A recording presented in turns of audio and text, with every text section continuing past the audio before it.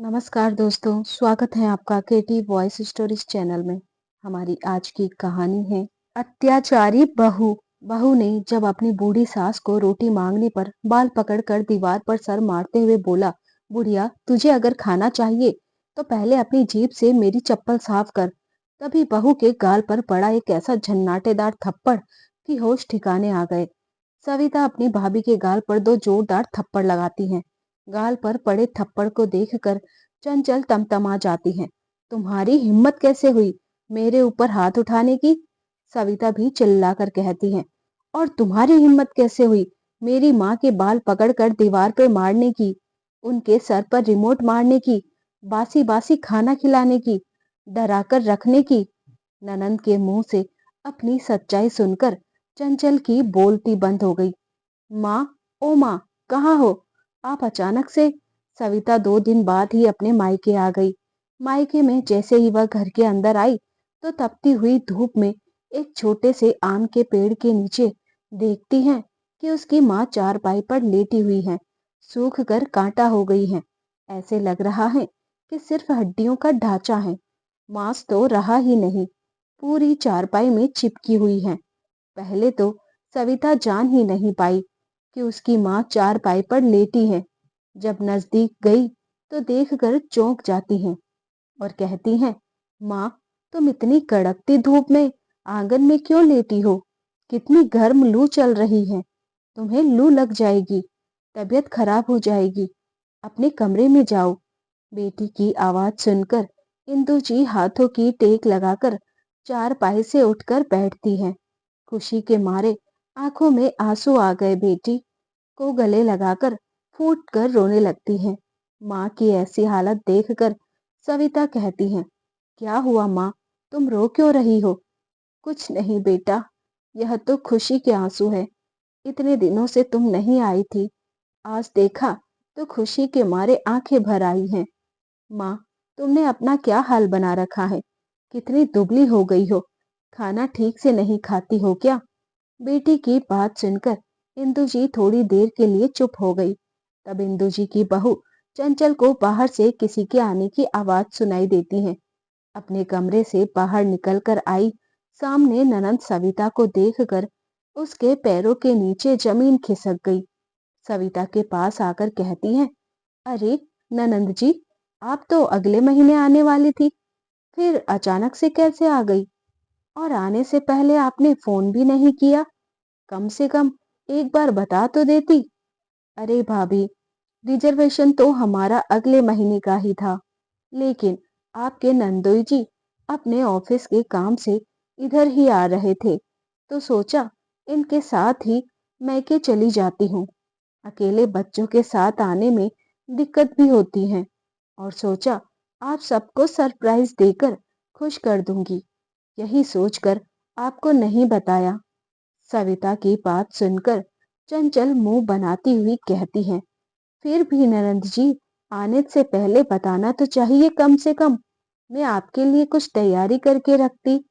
चंचल अच्छा बनने का नाटक करते हुए अपनी ननंद को कूलर वाले कमरे में ले गई और अपनी सास को भी डांटते हुए कहती है, क्या माँ जी, दोपहर में आंगन में लेटी हो, तबीयत खराब हो जाएगी, चलो अंदर कूलर में चलकर लेटना।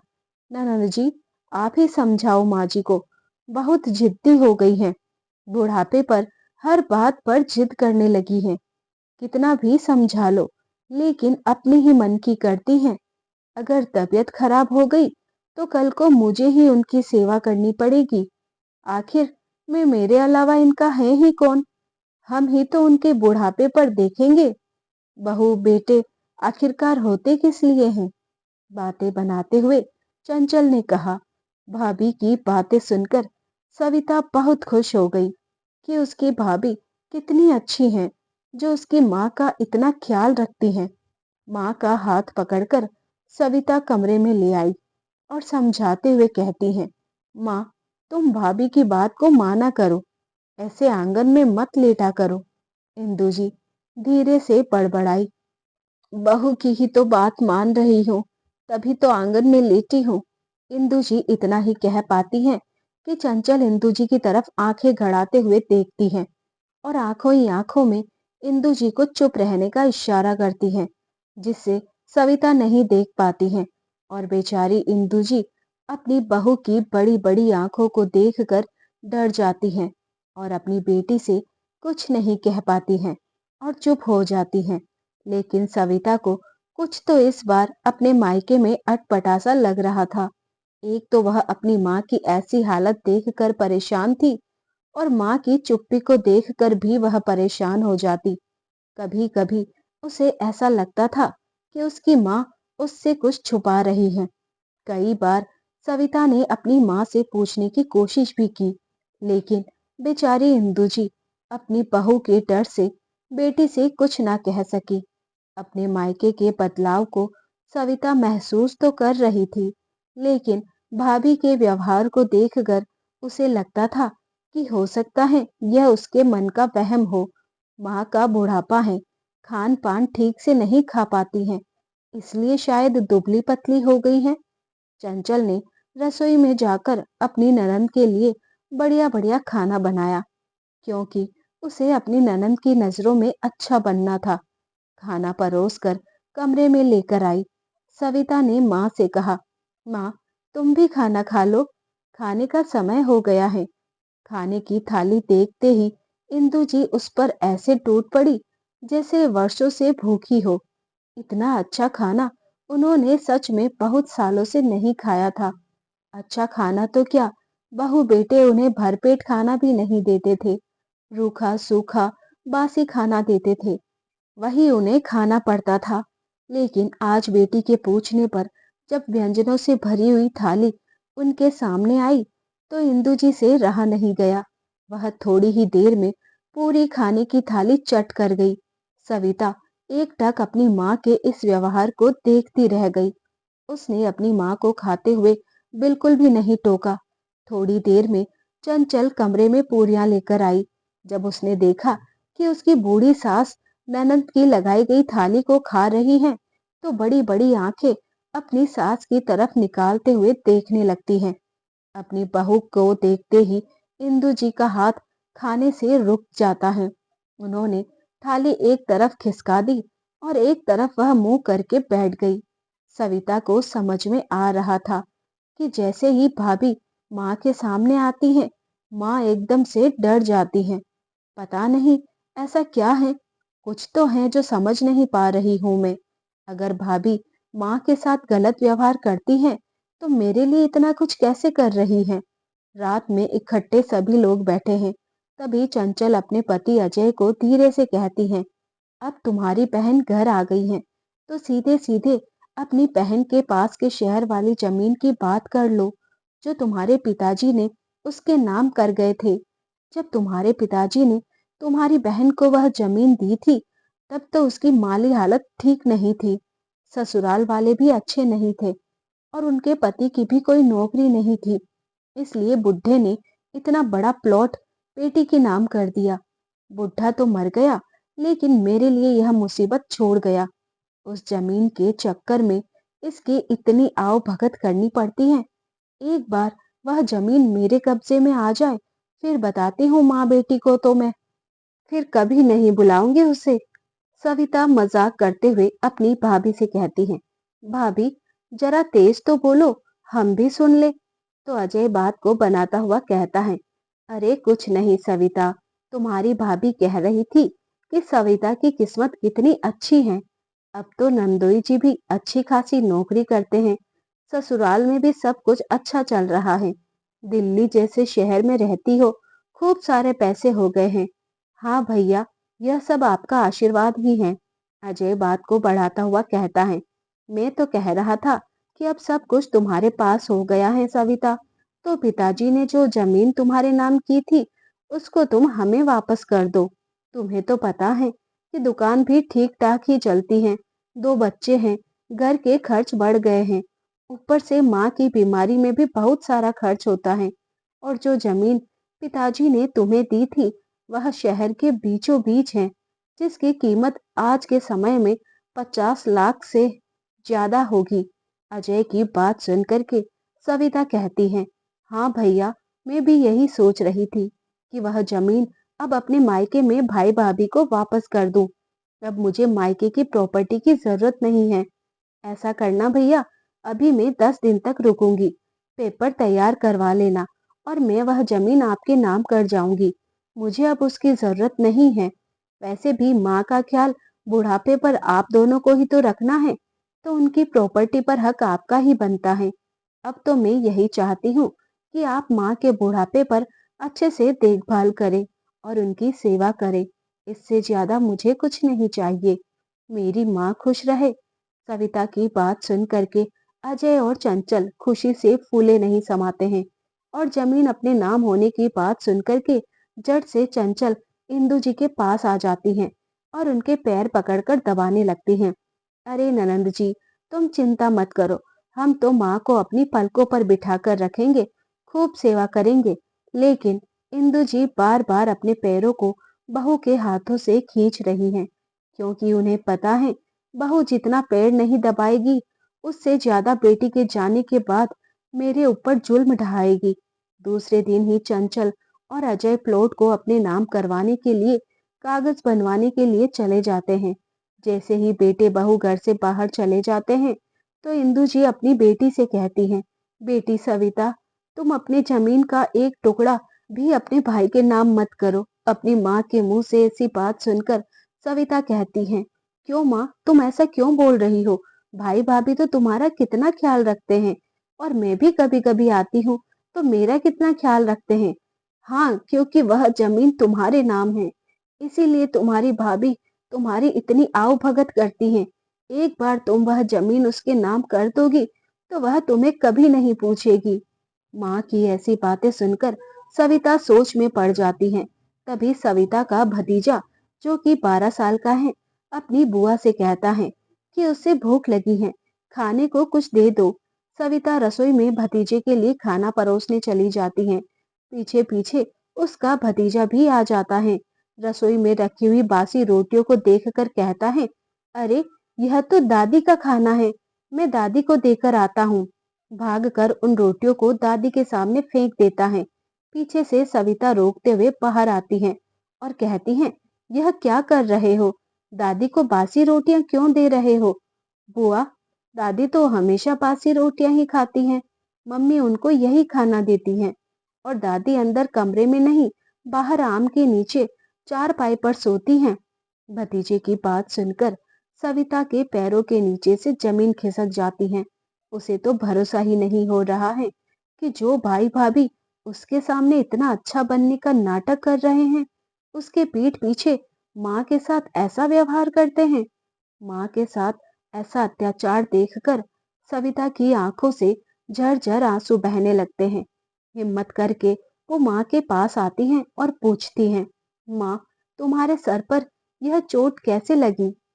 नहीं बेटा, नहाते समय गिर गई थी। माँ, मुझसे झूठ मत बोलो, सच बताओ, क्या हुआ था? तभी इंदु जी अपनी बेटी से कहती हैं, बेटा, एक दिन मैंने बहू से कहा कि बहू, खाना बन गया है तो मुझे दे दो, बहुत तेज भूख लगी है। सुबह नाश्ते में भी तुमने कचौरियां बनाई थी जो मैं नहीं खा पाई। अब कुछ हल्का फुल्का सा खाना बनाया हो तो दोपहर में खाने को दे दो। दोपहर के 1 बज गए हैं। भूख के मारे पेट भी दर्द हो रहा है। रसोई से दनदनाते हुए बहू आई और कहती है, अभी 1 ही बजे हैं, शाम नहीं हुई जो भूख के मारे मुझे इतना सुना रही हो। जब खाने का समय होगा तब तुम्हें खाना मिल जाएगा। वो सुबह से भूख भूख करने लगती हो। तुम्हारा बेटा दुकान से 2 बजे तक आता है, तभी हम खाना खाएंगे। तब तक चुपचाप से अपने कमरे में जाकर बैठो और मुझे शांति से खाना बना लेने दो। बहुत परेशान करती हो। 80 बरस की होने को हो और पता नहीं कितनी भूख लगती है। इतनी भूख तो छोटे बच्चे को भी नहीं लगती जितनी भूख तुम्हें लगती है। तीनों टाइम खाने के लिए मांगती रहती हो। अब तुम्हारा बुढ़ापा आ गया है, एक टाइम ही खाना खाया करो। जाओ चुपचाप से अपने कमरे में बैठो। खड़ी खड़ी मेरा मुंह क्या ताक रही हो? बहू की बातें सुनकर मैंने बरामदे में रखे घड़े से पानी निकालकर 1 गिलास पानी पी लिया, लेकिन पानी पीने के बाद भी मेरी भूख की आग शांत नहीं हुई। पेट पकड़कर मैं कमरे में जाकर बैठ गई, लेकिन आंखें घड़ी पर ही टकटकी लगाए बैठी थी। कभी घड़ी को देखती तो कभी दरवाजे की तरफ कि बेटा आज जल्दी आ जाए तो खाना भी जल्दी खाने को मिल जाए। लेकिन तेरा भाई अपने समय से पहले नहीं आया। पूरे 2 बजे अपनी दुकान से दोपहर में खाना खाने के लिए आया। जब अजय ने खाना खा लिया तो मैं अपने कमरे से निकलकर आई, बहू से बोली, बहू अब तो खाना दे दो। अब अजय ने भी खाना खा लिया है। रसोई से बड़ी अच्छी खुशबू आ रही है। आज क्या बनाया है तुमने? खाने में मैंने तो छोले कुलचे बनाए हैं, जो तुम खा नहीं सकती हो, क्योंकि तुम्हें डॉक्टर ने सादा खाना खाने के लिए कहा है। तला भुना खाओगी तो तुम्हारा पेट तो खराब हो जाएगा, इसलिए तुम यह खाना नहीं खा सकती हो। तब मैंने कहा, बहू सुबह भी तुमने कचौरियां बनाई थी, जो मैं नहीं खा पाई।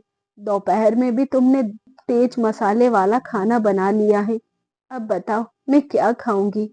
बहू अंदर रसोई में गई और रात की बासी 4 रोटी उठाकर अचार के साथ एक थाली में मेरे सामने पटक देती है और कहती है, यह लो, यह रात की रोटियां खा लो, इससे तुम्हारे पेट की आग शांत हो जाएगी।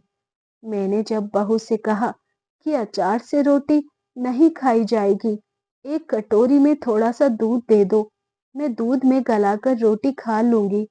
तब तेरी भाभी ने कहा, अरे बुढ़ापे में दूध खाओगी, पचेगा नहीं, गैस हो जाएगी।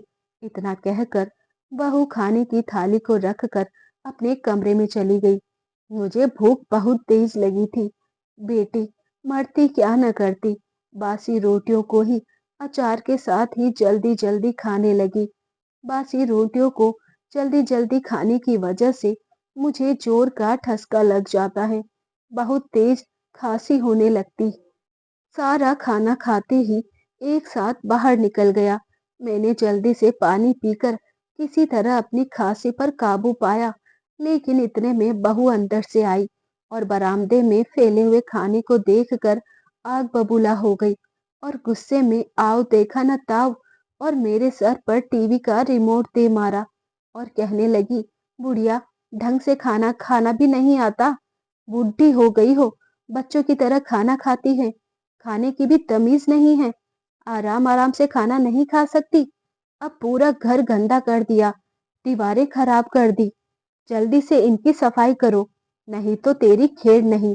और तेरी भाभी ने कहा कि खाना खाने के बाद रसोई के बर्तन साफ कर देना। तूने तो पूरा घर ही फैला कर रख दिया है। मैं अपने कमरे में जा रही हूँ, जल्दी से पूरे घर को साफ कर दो, उसके बाद ही मैं अपने कमरे से निकलूंगी। तुम्हारी गंदगी देख करके मुझे तो उल्टियां आ जाएगी। बहू ने मेरे सर पर रिमोट इतना तेज मारा था कि मेरे सर से खून निकलने लगा। बहू के इस तरह के व्यवहार को देखकर मैं बरामदे के एक कोने में ठिठक कर खड़ी रह गई।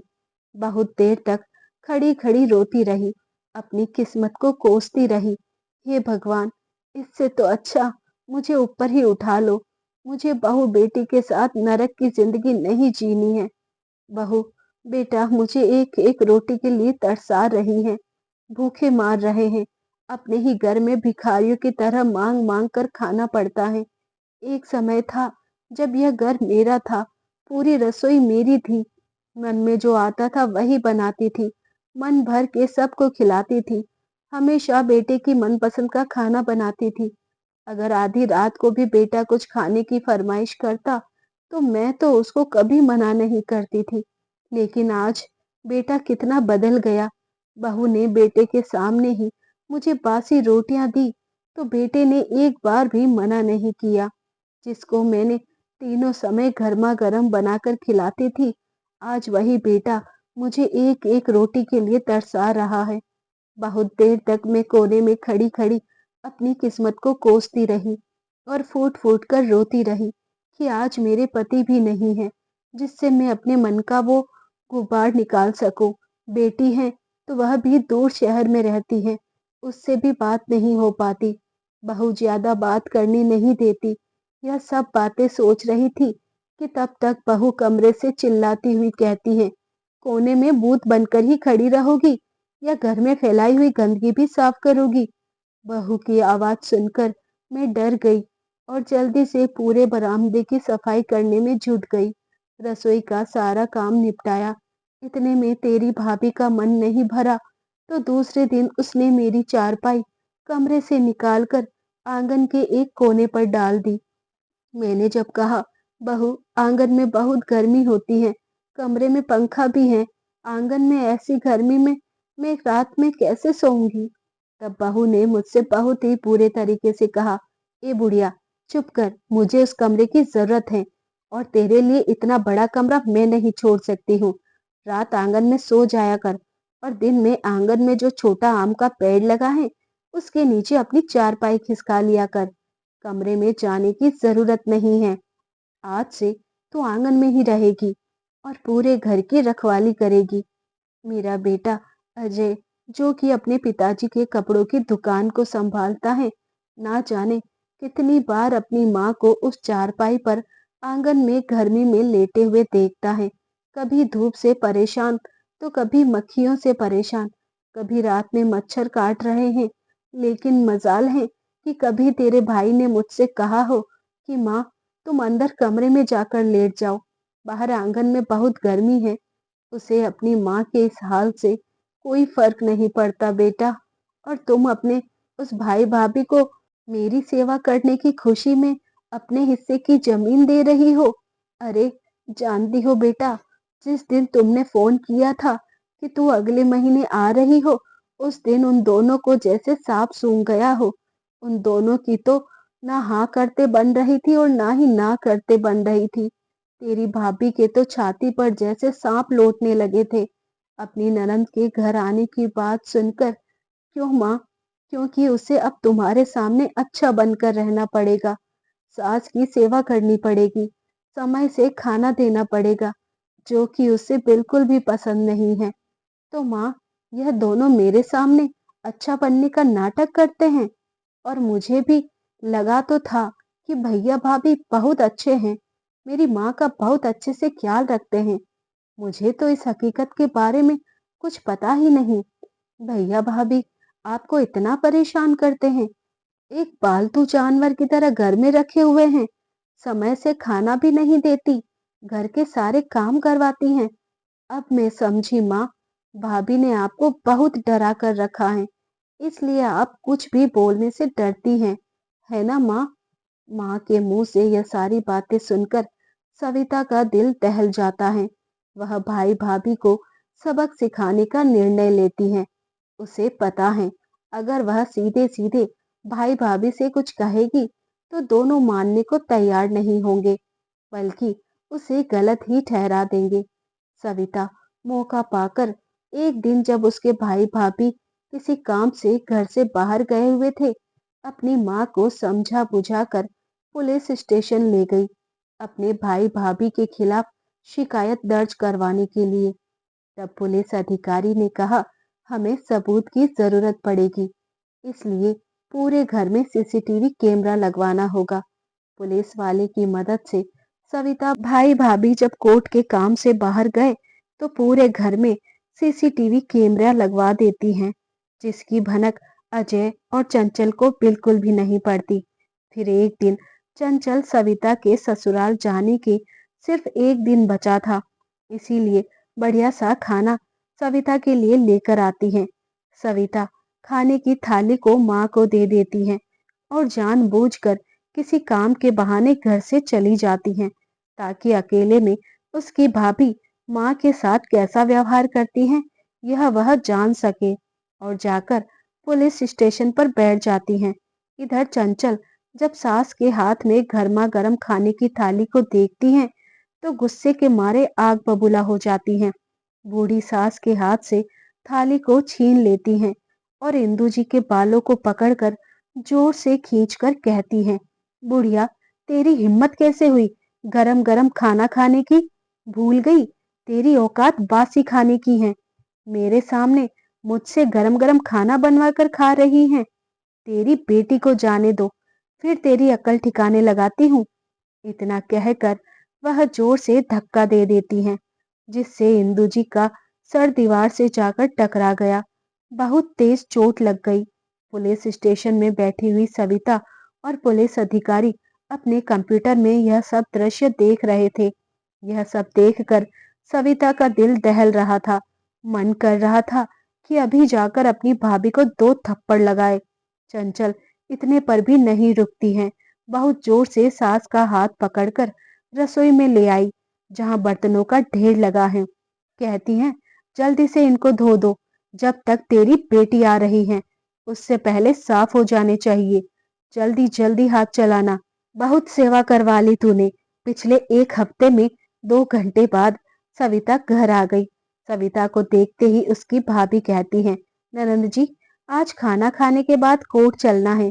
तुम्हारे भैया ने सारे कागज तैयार करवा लिए हैं, बस दस्तखत करने की देरी है। सविता कहती हैं, हाँ भाभी हाँ, बस दस्तखत करने की देरी रह गई है। लेकिन आपको जमीन के साथ साथ कुछ और भी देना है। और क्या देना है ननंद जी? मैं समझी नहीं, आप क्या कहना चाहती हैं? सविता अपने भाभी के गाल पर 2 जोरदार थप्पड़ लगाती हैं। गाल पर पड़े थप्पड़ को देखकर चंचल तमतमा जाती हैं। तुम्हारी हिम्मत कैसे हुई मेरे ऊपर हाथ उठाने की? सविता भी चिल्लाकर कहती हैं, और तुम्हारी हिम्मत कैसे हुई मेरी माँ के बाल पकड़कर दीवार पे मारने की, उनके सर पर रिमोट मारने की, बासी खाना खिलाने की, डराकर रखने की? ननंद के मुंह से अपनी सच्चाई सुनकर चंचल की बोलती बंद हो गई। तब तक कमरे में से कागजात निकालकर अजय भी आ गया। चंचल रोती हुई शिकायत करती है कि तुम्हारी बहन ने मुझे थप्पड़ मारा है। अजय चिल्लाते हुए सविता से कहता है, तू पागल हो गई है सविता, जो अपनी बड़ी भाभी पर हाथ उठा रही है? क्या यही सीखा है तुमने अपने बड़ों से कि अपने बड़ों पर हाथ उठाना? वाह भैया, आज मैंने अपनी भाभी के ऊपर हाथ उठा दिया तो आपको बड़ा बुरा लग रहा है, लेकिन कल तक तुम्हारी पत्नी मेरी बुजुर्ग माँ के ऊपर हाथ उठाती थी, उसके साथ अत्याचार करती थी, तो वह आपको दिखाई नहीं देता? माँ के साथ अत्याचार करने में आपकी भी भागीदारी है। मैं आप दोनों को कभी माफ नहीं करूंगी। तो क्या कर लोगी तुम? कुछ नहीं बिगाड़ पाओगी, चंचल चिल्लाते हुए कहती हैं। सविता बाहर खड़े हुई पुलिस इंस्पेक्टर को आवाज देते हुए कहती हैं, आ जाइए इंस्पेक्टर साहब, गिरफ्तार कर लीजिए इन दोनों को। जैसे ही चंचल पुलिस को देखती हैं तो झूठ बोलना शुरू कर देती हैं। मैंने कुछ नहीं किया, यह लड़की झूठ बोल रही है। आप चाहें तो मेरी सास से पूछ लीजिए, मैंने उन पर कोई अत्याचार नहीं किया है। और जाकर अपनी सास का हाथ पकड़ती हैं। जैसे ही चंचल इंदु जी का हाथ पकड़ती हैं, इंदु जी अपना हाथ छुड़ाकर बहू के गाल पर जोरदार थप्पड़ जड़ देती हैं और कहती हैं, बहू, 100 दिन का चोर एक दिन पकड़ा ही जाता है, चाहे वह कितना भी चतुर क्यों ना हो। तुमने तो मेरे पति के मरने के बाद मुझ पर बहुत अत्याचार किए हैं। मेरी सुनने वाला कोई नहीं था, पर शुक्र है ऊपर वाले का, जो मेरे मरने से पहले मेरी बेटी को मेरे पास भेज दिया, नहीं तो मैं तेरे अत्याचारों को सहते सहते ही मर जाती। बड़ी ही चतुराई से मैंने और मेरी बेटी ने तुझे रंगे हाथों पकड़ने के लिए यह सारा जाल बिछाया, जिससे यह पुलिस वालों ने हमारी मदद की है। जरा नजर उठाकर देख, पूरे घर में सीसीटीवी कैमरे लगे हैं, इसलिए तू अब झूठ नहीं बोल सकती। तेरी सारी काली करतूतों को सबने देख लिया है। सीसीटीवी की बात सुनकर चंचल और अजय चारों तरफ घर में नजरें दौड़ाते हैं तो उनके होश उड़ जाते हैं। अजय तुरंत मगरमच्छ के आंसू निकालते हुए अपनी माँ के पैरों में जाकर गिरा और माफी मांगने लगा। जैसे अजय अपनी माँ का पैर पकड़ता है, इंदु जी इतनी जोर से अपना पैर झटकती हैं कि अजय सामने पड़ी टेबल से जाकर टकरा जाता है और उसे जोरदार चोट लग जाती है। फिर इंदु जी कहती हैं, दूर हट जा नालायक, आज माँ के पैरों में आकर माफी मांग रहा है। भूल गया वह दिन जब मैं इसी आंगन में धूप में तपती थी, सूखी बासी रोटी खाती थी, तेरी बीवी के अत्याचार सहती थी। सब कुछ देखकर भी तूने कभी कुछ नहीं किया, कभी कुछ नहीं कहा अपनी पत्नी से। आज माफी मांग रहा है। इंदु जी के मुंह से ऐसे जोरदार जवाब को सुनकर अजय और चंचल की बोलती बंद हो जाती है। एक पल गंवाए बिना पुलिस दोनों को गिरफ्तार कर लेती है। सविता अपनी माँ और अपने भतीजे को अपने साथ ले जाती हैं। तो दोस्तों, इस कहानी के बारे में आपकी क्या राय है? कमेंट करके जरूर बताएं। कहानी अगर पसंद आई हो तो चैनल को सब्सक्राइब, वीडियो को लाइक करें। फिर मिलते हैं नई कहानी के साथ। तब तक अपना ख्याल रखें। धन्यवाद।